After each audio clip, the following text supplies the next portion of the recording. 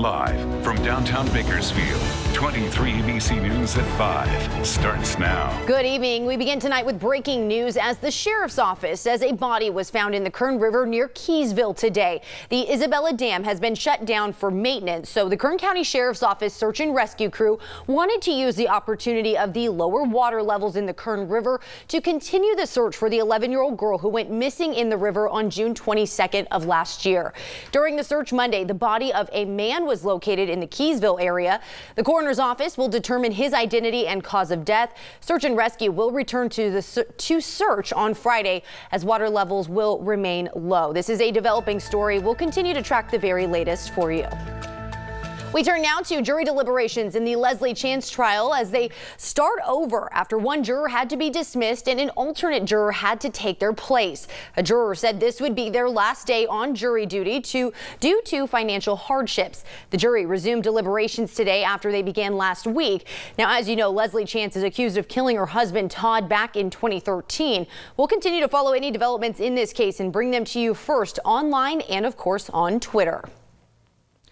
The world continues to mourn the loss of basketball legend Kobe Bryant. Tomorrow's game between the Lakers and Clippers has been postponed per the NBA. ESPN announcing earlier today that it will re-air the former Lakers' final game starting at 6 this evening, while the Naismith Basketball Hall of Fame class of 2020 says he will be a first ballot enshrinement later this year. Bryant was killed in a helicopter crash on Sunday along with his daughter and 7 others, a tragedy that has stopped the world as shock hit many people. The incident happening under foggy and cloudy conditions with extremely low visibility. However, investigators continue to collect evidence to figure out what caused the crash. Kobe meant a lot to us all. The tragic death of Kobe Bryant has sent shockwaves around the world. It wasn't just what he accomplished, but how he accomplished it. Fans, friends, and fellow players around the world mourning one of the greatest players to ever grace the basketball court. It seems like a bad dream. Bryant and his 13-year-old daughter Gianna perished along with 7 others when the helicopter they were traveling in crashed in the mountains outside Los Angeles. The area around the crash is now on lockdown in an effort to keep curious people away. No one is allowed within 5 miles of the site or allowed to fly any lower than 5,000 feet above. Also killed in the crash, Orange Coast College baseball coach John Altabelli, his wife Carrie, and daughter Alyssa. Sarah Chester and her daughter Peyton Chester also died in the crash. The group was traveling to the girls' basketball game in Thousand Oaks at the Mamba Sports Academy. The investigation into what caused the crash is underway. I guess we'll know in time, but whether it was a fog or whether it was a mechanical problem, whatever, but they should have never been flying in that area in the fog. And we're taking you into the live center now. The Lakers have posted on Twitter to inform fans of tomorrow's game being postponed.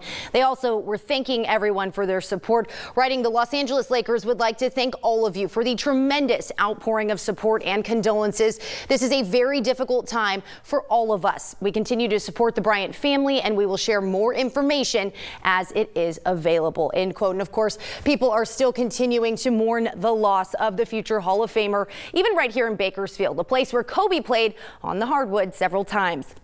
23 ABC's Bayan Wang has been following how the community has been responding. Bayan? Jessica, that's right. LA is just in our backyard here, and Kobe had a lot of influence in our community. And as you mentioned, he played 2 preseason games here.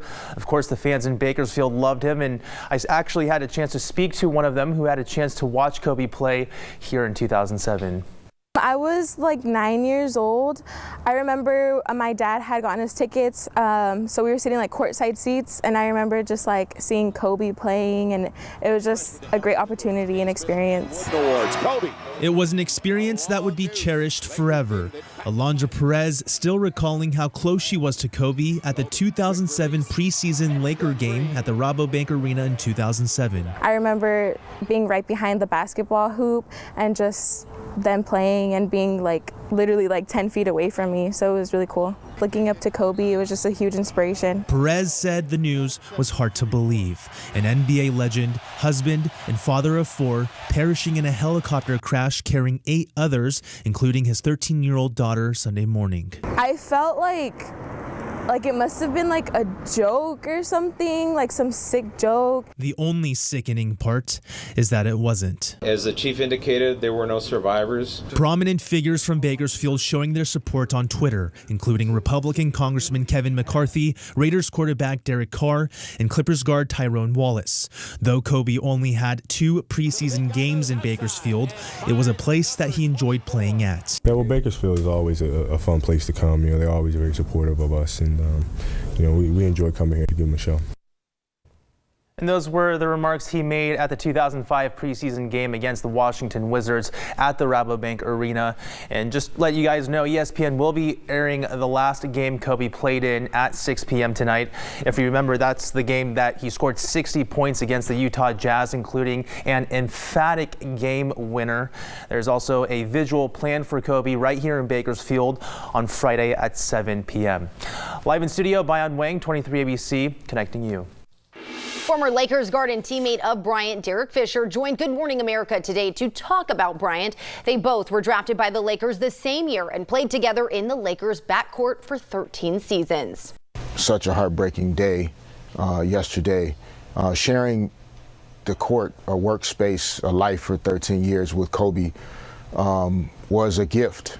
It was a blessing to be able to watch someone on a daily basis strive to be the best at what they do, to be the best in the world at what they do. That's who he was and always will be to me. Fisher played the longest with Bryant than any other teammate. Fisher, who's now the coach for the LA Sparks, also said in the interview that he wants to continue pushing for equity and opportunity for young girls in basketball, something that Bryant was striving for after he retired from the game. And Los Angeles paying tribute to the Lakers legend all night Sunday as LAX lit up its pylons purple and gold, and several buildings also lighting up in Lakers colors as well, all in honor of Bryant. Fans honored his memory by gathering outside of Staples Center, where he has countless memorable moments.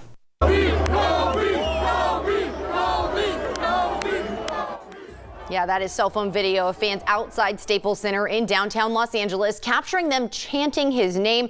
Fans were outside of the arena early Sunday afternoon and until the overnight hours. And the entire world is still reeling from Bryant's unexpected and tragic death. National Scripts correspondent Maya Rodriguez found that is especially the case in Philadelphia, the city where he was born and went to high school. Kobe Bryant's stellar basketball career really began in earnest here at Lower Merion High School in suburban Philadelphia. Outside of the gym named after him, there is a growing memorial. People have been coming by, leaving flowers and basketballs, an outpouring of grief for a son of Philadelphia. In the house where it all began, it's hard to believe, it's hard to take in. Disbelief, shock, and sadness over the untimely death of Kobe Bryant, a legendary athlete around the world and at Lower Merion High School, where his extraordinary talents on the court first emerged. I know my own children have been traveling in foreign countries wearing their Lower Merion High School t-shirts or jackets, and people all over the world have walked up to them and said, Lower Merion, Kobe Bryant. I mean, he is how we are identified around the world. So this is a difficult time for our community. Difficult and personal, says Shaheem Cochran-Todd. He took the day off work today to come here and pay his respects to Kobe, who went straight from this high school to the NBA. It's hard getting there, and then you made it without having to go to college. That is unbelievable. So it's just, the guy is phenomenal from beginning to end. Kobe Bryant visited Philadelphia just last year, stopping by a public school to read and share with students a new children's book he created and give Philadelphia credit where it was due. We make the best basketball players, we make the best well-rounded individuals. His loss now felt profoundly, not just in the world of sports, but here, where some wonder what may have come next for him. And that's what hurts the most, you know what I mean? Because you start to think about what could have been, what he could have accomplished after that. School officials here tell us that in the coming days and weeks, they will be paying tribute to Kobe Bryant, especially during this year's basketball games. This is a community where they say they knew and loved Kobe Bryant first before he shared his talents with Los Angeles and the whole world. In suburban Philadelphia, I'm Maya Rodriguez reporting. And of course, we'll continue to follow the very latest on the helicopter crash and updates on Bryant, his daughter, and the others who died. You can see updates on our newscasts and, of course, by going to our website, turnto23.com. 23 ABC Sports Director Carrie Osep will have more on local coaches' reactions from that crash coming up tonight on 23 ABC News at 6. Well, it was such a devastating day yesterday, and they were seeing foggy conditions in Southern California, and that's what we were seeing here in Bakersfield as well. But we are going to track the chance for some patchy fog because the system swept through the Pacific Northwest earlier today. So that did bring an increase in winds and clearing skies, which are favorable fog conditions. But some of the strongest winds were actually through the mountain passes today, those gusts reaching up to 70 miles per hour. That was actually late last night, and we are going to be seeing those winds calming down by the early morning hours tomorrow, but picking right back up on Wednesday as yet another system will be sweeping through the region.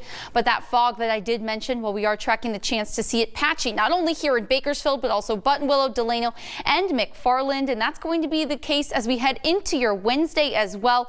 But then we are tracking much warmer temperatures. I'll let you know what that means for your full forecast coming up next. In other news, a California father has been arrested in the decades-old killing of 5 of his infant children, a case the sheriff said had haunted his agency for years. 57-year-old Paul Perez was arrested at a state prison in Delano just days before he was expected to be released on unrelated charges. He's suspected in the deaths of the children born between 1992 and 2001. Authorities started investigating after the decomposed remains of the child recently identified as 3-month-old Nico Lee Perez were found in 2007 in a sealed, submerged box in an irrigation swamp near Woodland in Yolo County. An autopsy found he died of blunt force trauma. The remains were identified in October after authorities used an expanded DNA database that they had not used before on the cold case. Perez is charged with 5 counts of premeditated murder with special circumstances of lying in wait, torture, and multiple victims. 3 stores have been closed by the Kern County Public Health Department due to poor inspection scores. According to Public Health, Greenfield Market on South Union Avenue received a 66% inspection score. Officials say the violations were no food manager certificate available and food was prepared in an area that had sewage backflow. Meanwhile, Fred's Grocery and Deli in Taft also shut down, receiving a 59% inspection score. According to Public Health, multiple rodents were seen between the reach-in soda cold holding unit and the hookah display case. Rodent droppings were also found in the cabinet area beneath the soda fountain and in the dining area beneath bread meant for delivery. El Pasano Restaurante in Taft also closed after getting 66 on their inspection. The violations included not covering food properly, as well as multiple rodents and rodent droppings. All 3 stores will remain closed until they are reopened by the department. Now to a traffic alert tonight. Caltrans has started reducing both northbound and southbound lanes on Interstate 5 from Twisselman Road to the Kern-Kings County line. The I-5 has been reduced to 1 lane in the area. It started this morning and continues until 6 p.m. The lanes will be closed until Friday. The closures are taking place as part of maintenance operations. As always, slow down for workers in those areas and expect delays in traffic.